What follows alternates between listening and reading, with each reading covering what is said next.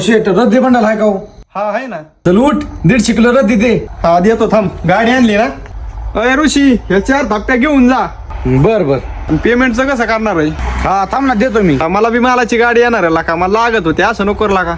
देतो ना. आम्ही काय पळून चाललो काय लगेच? पळून नाही चालला तू मस्त, पण मालावाला थांबणार नाही ना मला. हा थांब चाललोय घेऊन, बघू नंतर.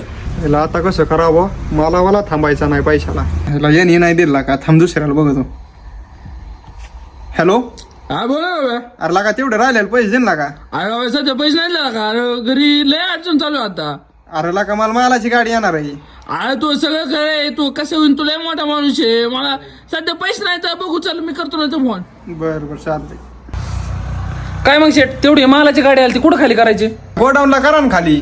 पण राव तेवढं पेमेंटचं नाही ना राव. नाही राव शेठ, तुम्हाला माहितीये आपल्यात कसं आहे माहितीये का, व्यवहाराला आपण क्लिअर राहतो. आता तुमच्या बरोबर आमचे लय जुने संबंध आहेत, पण उधार काय आपण करत नाही. तुम्हाला पेमेंट करावं लागेल राव. टाका ना राव शेट, देतो पैसे तुम्हाला 4-5 दिवसात. सॉरी राव शेठ, तसं नाही होऊ शकत. नाही माल टाकू शकत.